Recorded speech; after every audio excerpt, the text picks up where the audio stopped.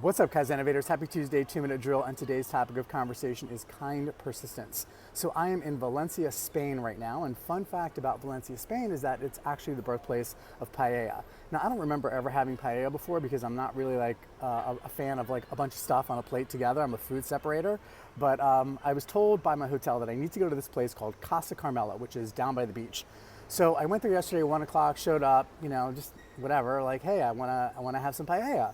And they're like, no comer. And I was like, huh? She's like, no, we have no room for you. The guy says outside, no room, no room. I said, okay, well, when can I eat? And he's like, well, you can come back at 3:30 today. I was like, okay. So I sat outside waiting for someone to come back and at least bring me some water, a beer, nothing. So about 10 minutes go by, I walk inside and I explain to the hostess, hola, I'd like to have some paella or some food. And I was told that I could come back at 3:30, and I'm literally talking this fast to her in English, and she's like, no mas. She gives me the hand, no mas, un momento. And she didn't want to have anything to do with me. So ultimately I stood there and she went and got one of her colleagues who came up to me and spoke to me in English, and I explained the situation. I just, I was told I could come back at 3:30. I just want to make sure I have a spot. I was being very nice and very polite, and I apologized to the hostess. I said, perdóname, and she laughed. The first hostess who gave me the hand, she then laughed. So I warmed her up a little bit.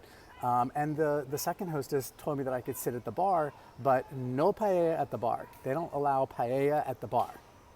I don't know. It's like, no soup for you, no paella for you at the bar. I was hungry. I wanted to eat, so I sat at the bar. It looked like a really nice restaurant, so I sat at the bar, and I figured I'd have a good meal. Ultimately, some nice woman from Madrid sat down next to me. She ordered not the paella, but it was like soupy rice. That's what they called it.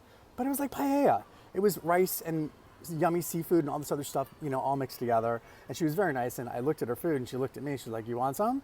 And I was like, si. And so she gave me some of her paella. So I had paella in Valencia.